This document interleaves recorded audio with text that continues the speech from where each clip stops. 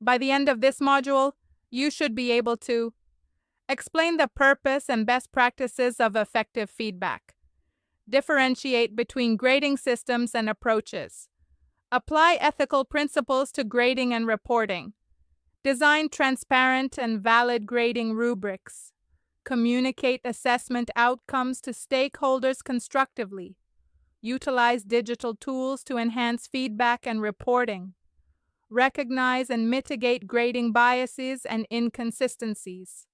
Module 10 explores the interconnected processes of providing feedback, assigning grades, and reporting assessment outcomes within formal and non-formal educational settings. It addresses how these processes can be executed ethically, constructively, and effectively, and aligns them with learning objectives, individual motivation, formative and summative assessment goals, and stakeholder expectations. This module emphasizes the philosophical, psychological, and practical frameworks for designing feedback systems, grading methods, and reporting protocols that are learner-centered, development-oriented, inclusive, valid, and reliable. The role of feedback in the assessment process. Feedback is not simply a comment on performance. It is a powerful instructional tool that bridges the gap between current and expected performance, guides learners in self-regulation and metacognition, enhances learner motivation and engagement, influences future learning trajectories. Types of feedback. Descriptive feedback. Explains strengths, weaknesses, and next steps. Evaluative feedback. Assigns scores or grades without elaboration. Formative feedback. Provided during learning to improve understanding. Summative feedback. Provided after completion for judgment. Best practices for effective feedback. Timely and specific. Aligned with learning outcomes. Constructive and non-judgmental. Encouraging learner reflection. Tailored to individual learning needs. Feedback methods and formats. We will discuss as mode. Examples 1. Oral feedback. One-on-one conferences. Class discussions. 2. Written feedback.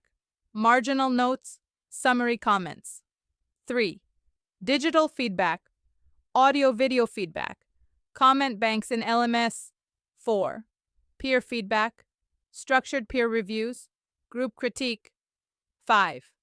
Self-assessment. Guided checklists. Reflective journals. 6. Tools. Turnitin Feedback Studio, Google Classroom, Edmodo, Padlet. Grading systems and philosophies. Grading translates assessment evidence into a symbolic summary, score, letter, descriptor of a student's performance. Grading systems include percentage % grades based on total correct responses. Letter grades A to F represent qualitative performance bands. Standards-based grades reflect proficiency against set criteria. Pass, fail, dichotomous outcome for competency. Narrative reports, descriptive records of performance. Approaches to grading. Approach and explanation. 1. Norm referenced. Comparison to peers.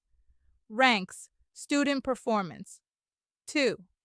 Criterion referenced. Judged against fixed learning standards or rubrics. 3. Ipsative assessment. Compared against students' past performance. Growth model. Ethical considerations. Avoid grading curves that penalize strong cohorts. Grade transparency and documentation.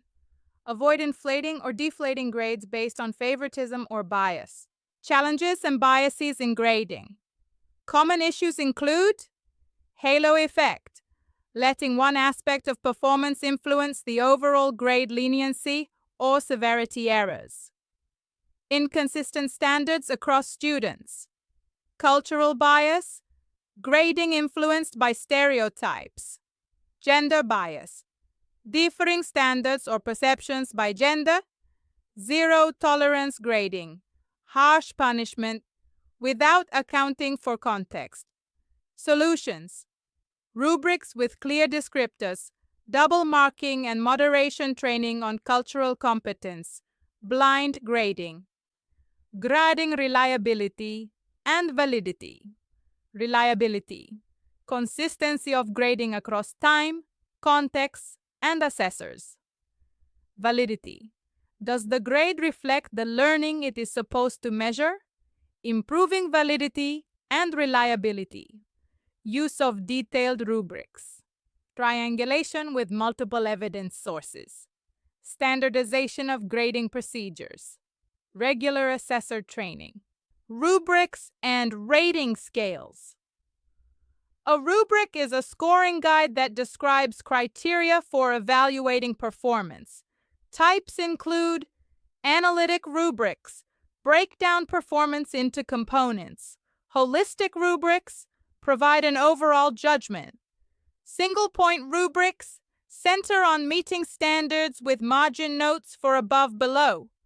Rubrics promote transparency, self-assessment, feedback consistency. Example: rubric criteria: content accuracy, coherence, grammar, creativity. Student-involved grading and feedback. Encouraging students to co-create rubrics, set learning goals, participate in self-peer assessment, engage in grade negotiations, dialogic assessment. Promotes ownership of learning, metacognitive growth, enhanced motivation and autonomy. Reporting assessment. Outcomes.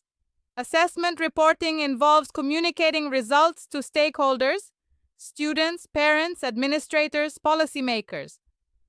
Forms of reporting: report cards, digital gradebooks, narrative reports, learning portfolio, parent-teacher conferences, student-led presentations, key elements: clear language, contextual interpretation of results, recommendations for improvement, inclusive communication, e.g., in local languages. Ethics in feedback, grading, and reporting. Educators must provide honest, fair, and constructive feedback, avoid public shaming or humiliation, maintain confidentiality, report accurately and without exaggeration, be transparent about grading policies from the beginning, ensure feedback does not demotivate or stigmatize, using technology for feedback and reporting.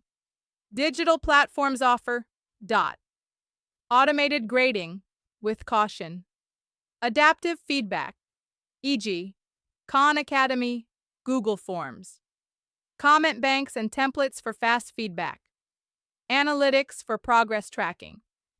Caution: ensure tech use doesn't depersonalize the learner experience.